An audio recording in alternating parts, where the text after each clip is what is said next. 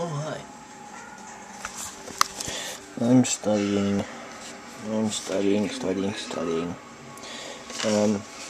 So I got a test on Wednesday that I gotta study for, and my epistemology class, and that's what I'm doing right now. But I haven't done a philosophy discussion in a couple of days, so I thought I might do one based on what I'm talking about, or what I'm studying about. So, I've talked about this probably 5 bajillion times, but I'm reading A.J. Ayer's Phenomenalism. Yeah, I've probably talked about this 5 bajillion, times. The hiccup, sorry. So, I'm just going to read this little part. At this point, it may be objected that I have got away from the act-object analysis of sensation.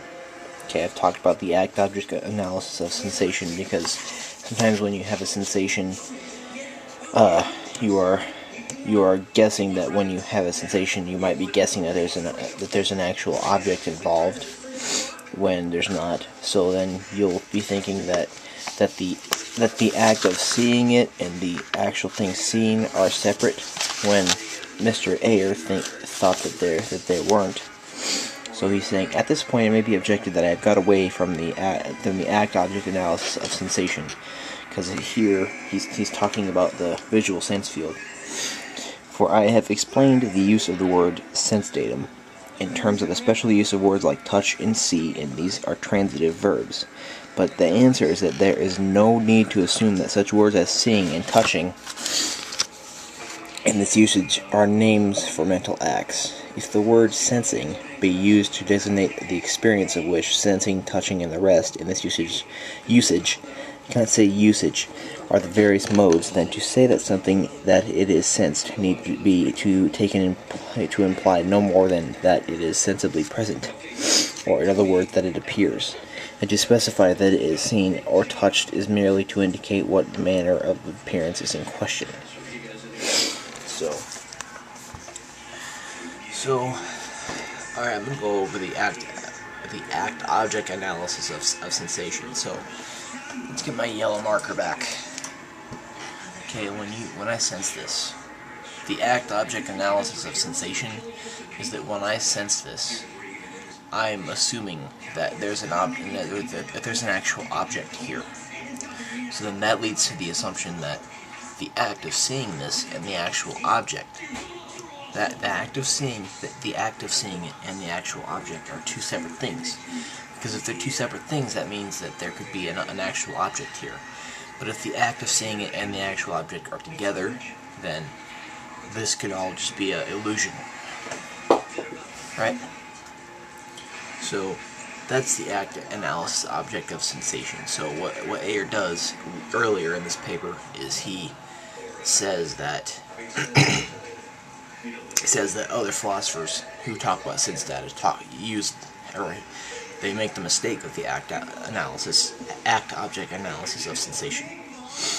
So he says that besides this, he says that like, you know, with this visual sense field, that he's probably still using this act-object analysis of sensation. But then he's like, no,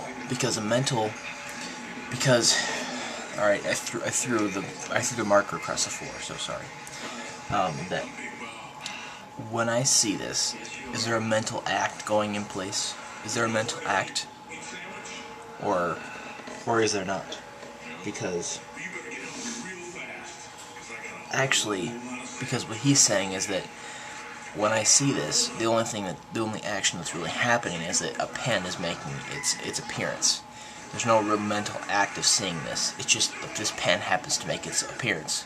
So, like, right now, I'm seeing the pen, meaning it means that the pen is making its appearance, not that there's a mental act going on in here. So now, you really can't see it. Now it's gone. So, my question to you is that when you see something, when you see a marker, I keep writing utensils and then throwing them across the whole entire room. So, my question for you today is that when you see something, do you think that there's a mental act going on, like when I see this and I see orange and I can feel it, I'm touching it, is there a mental act taking place? Or is there not? Or is something happening to make its appearance? So that's the main question. Is there a mental act going on here when I see and touch this? Or is this marker just happening to make its appearance right now?